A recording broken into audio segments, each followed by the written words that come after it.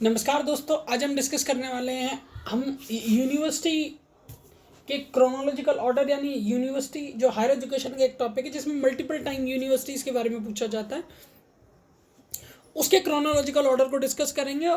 ठीक है, जिससे कि हर बार हर पेपर में एक क्वेश्चन ज़रूर पूछा जाता है। तो अगर आज का वीडियो आप कंप्लीटली देखते हो तो समझिए आपके 2 से 4 नंबर कन्फर्म होते हैं। ठीक है, उसके साथ ही साथ अगर आप चैनल पर नए हैं तो चैनल को सब्सक्राइब कर सकते हैं। वीडियो काफ़ी ज़्यादा अच्छा होने वाला है, तो वीडियो को भी आप चाहे तो सेव कर सकते हैं। चलिए स्टार्ट करते हैं। सबसे पहला क्रोनोलॉजिकल ऑर्डर लिखा है the chronological sequence of following UGC chairman.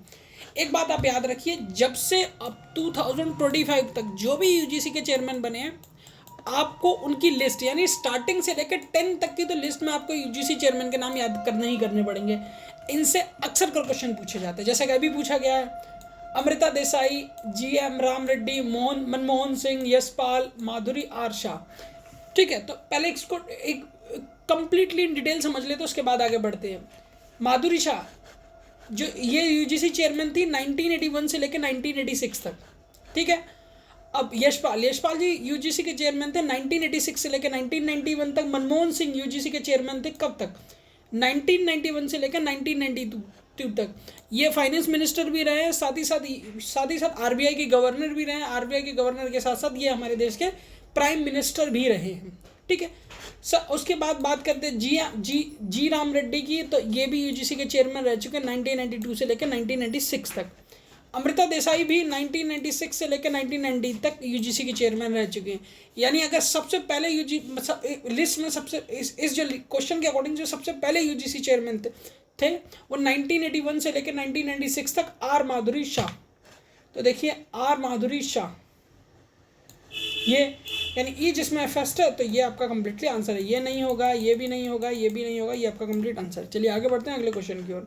लिखा है identify the correct chronological sequence of establishment of the university following is. Chronological order बताना है जिसमें हमें ये बताना है कि इनमें से कौन सी यूनिवर्सिटी कब स्टैब्लिश की गई थी। जैसे Patna university 1916, Lucknow Annamalai university, Rangoon university, Lucknow university, Osmania university. चलिए इनको भी एक बार डिटेल में समझ लेते हैं। पटना यूनिवर्सिटी 1917 में स्टैब्लिश हुई थी। Osmania university 1918, Patna university 1917, Osmania university 18। University of Rangoon को इस्टेब्लिश किया था 1920 में। 1920 में एक यूनिवर्सिटी को और इस्टेब्लिश किया गया था जिसको हम डीयू के नाम से जानते हैं, दिल्ली यूनिवर्सिटी को। ठीक है, उसके साथ साथ यूनिवर्सिटी ऑफ लखनऊ 1921 में इसको इस्टेब्लिश किया गया था। अन्नामलाई यूनिवर्सिटी 1929 में, अन्नामलाई यूनिवर्सिटी को तमिलनाडु में। ठीक है, इन सब यूनिवर्सिटी के साथ साथ ये किस स्टेट में या इस्टेब्लिश हैं वो भी मैंने आपको यहाँ लिस्ट में कम्प्लीटली प्रोवाइड करा। चलिए आगे बढ़ते हैं।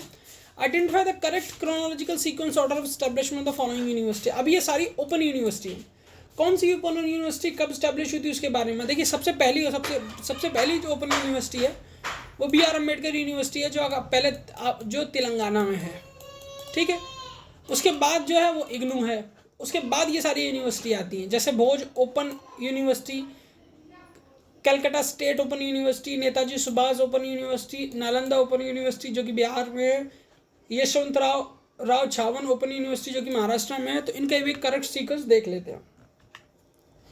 ठीक है, तो ये कंप्लीटली क्वेश्चन है। आप इसको होमवर्क क्वेश्चन कौन से कंसीडर कर सकते हैं। डेफिनेटली आप इसको होमवर्क में एक जवाब ज़रूर दीजिएगा। अगर किसी भी तरह की प्रॉब्लम है तो इस पर ऑलरेडी मैं कंप्लीटली वीडियो बना चुका हूँ सारी ओपन यूनिवर्सिटीज़ पे। फिर भी आप कमेंट सेक्शन में कमेंट कर सकते हैं अगर इस क्वेश्चन में कोई प्रॉब्लम होती है तो चलिए आगे बढ़ते हैं। अगला लिखा है find the correct chronological order of the British authorities. British authority के अकॉर्डिंग क्रोनोलॉजिकल ऑर्डर पूछा गया। Person who take the interest to higher education, जिस अथॉरिटी ने, ब्रिटिश अथॉरिटी ने इंटरेस्ट लिया था किस में? हायर एजुकेशन में। जैसे Lord Curzon, Lord Ripon, Lord Canning, Lord Dalhousie, इनमें से किसने ज़्यादा इंटरेस्ट लिया था? सबसे पहले बात करते हैं कमिटी ऑफ नेटिव एजुकेशन। ये 1983 में थी, इस्टेब्लिश की गई। This was the first agency establish consider the higher education reform in the British India. 1823 में पहली ऐसी ये एजेंसी इस्टेब्लिश की गई थी जो हायर एजुकेशन के लिए थी। It focus to promote the education among the native population. ठीक है, नेटिव पॉपुलेशन पे इसका फोकस था। उसके एजुकेशन में फोकस इंक्रीज करने के लिए नेटिव पॉपुलेशन ने, स्पेशली नेटिव ने पॉपुलेशन पर कंसंट्रेट किया और एजुकेशन को काफ़ी ज़्यादा प्रमोट किया, काफ़ी ज़्यादा लोग तक एजुकेशन पहुंचाया। अब सेकंड बात करते ही बना 1887 में university of board, establishing following university to recommendation of the Wood dispatch. 1884 में यूनिवर्सिटी बनी जो बनी वुड डिस्पैच के अकॉर्डिंग। अब इनका जो प्राइमरी एम था to create a new university, Bombay university, Calcutta university, Madras university. इनका स्पेशल एम था 1854 में इन यूनिवर्सिटी को एस्टेब्लिश करना, जो कि आज भी एस्टेब्लिश और काफ़ी अच्छी यूनिवर्सिटीज़ की कैटेगरी में आती हैं। बात करें काउंसलिंग ऑफ एजुकेशन की, जो 1859 में था, form observe as a implementation education policy और effectively played a significant role in the expensive of the educational institute. ठीक है, बोर्ड ऑफ गवर्नेंस बना 1882 में बना, creating a following Hunter commission recommendation. ये हंटर कमीशन के रिकमेंडेशन पे बना था बोर्ड ऑफ गवर्नेंस, जिसका फोकस था improving the primary and secondary education.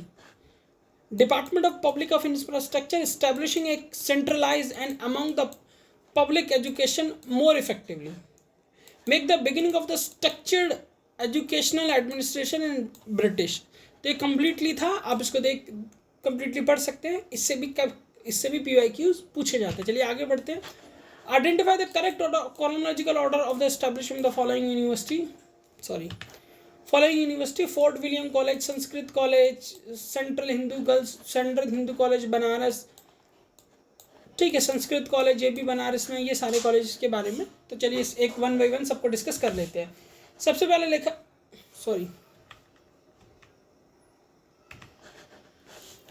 ठीक है, तो अगर हम बात करें इस कम्प्लीटली क्वेश्चन के क्रोनोलॉजिकल ऑर्डर की, तो 30 सेकंड का मैं आपको टाइम देता हूँ, आप एक बार इसको कम्प्लीटली चेक कर लीजिए।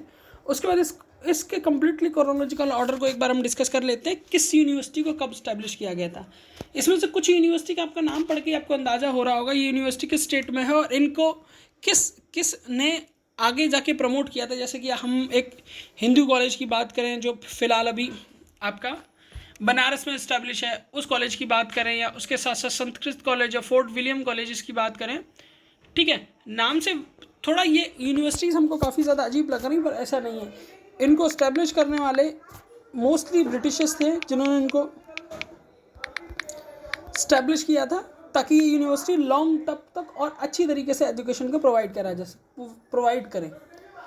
तो चलिए स्टार्ट करते हैं, वन बाई वन हर एक कॉलेज पे हम डिस्कशन करेंगे, जिससे कि किसी तरह का कोई इशू ना हो और हम इन यूनिवर्सिटी को काफ़ी अच्छी तरीके से पढ़ पाएँ। सबसे पहले बात करते हैं संस्कृत कॉलेज के बारे में। Sanskrit college of Poona, Sanskrit college of Poona को 1791 में इस्टेब्लिश किया गया था। ठीक है, और सेकंड बात करें फोर्ट विलियम कॉलेज की, फोर्ट विलियम कॉलेज को 1800 में डिस्कवर किया गया था। उसके साथ ही संस्कृत कॉलेज ऑफ बनारस 1821 में डिस्कवर किया गया था, एस्टेब्लिश किया गया था। अलॉन्ग वैदिक कॉलेज को 1886 में इस्टेब्लिश किया गया था। केंद्रीय हिंदू कॉलेज बनारस में को इस्टेब्लिश किया गया था 1898 में। तो ये इनका इस्टेब्लिशमेंट ऑर्डर है, तो उसके अकॉर्डिंग हम फाइंड आउट कर सकते हैं। बी सबसे पहले होगा, chronological order according establishment of the universities 1971 Sanskrit, यानी Sanskrit college of Banaras, E first होगा, ये आपका कंप्लीटली आंसर होगा। हमने यूनिवर्सिटी से related most of the question को डिस्कस किया है। ठीक है, अगर किसी भी तरह का अभी भी कोई इशू हो तो डेफिनेटली आप मेरे चैनल के कमेंट बॉक्स में कमेंट कर सकते हैं। बाकी वीडियो कैसा लगा आप ज़रूर मुझे बताइएगा, क्योंकि कंटेंट इकट्ठा करने में काफ़ी ज़्यादा मेहनत लगती है और स्पेशली जब PYQ सीरीज़ चल रही है तो आप उसको मस्ट टू डू वॉच होती है वो। ठीक है, चैनल को सब्सक्राइब ज़रूर कीजिएगा और कमेंट सेक्शन के अंदर आप अपना ओपिनियन दे सकते हैं। किसी स्पेसिफिक टॉपिक पे वीडियो चाहते हैं तो डेफिनेटली वो भी आपको प्रोवाइड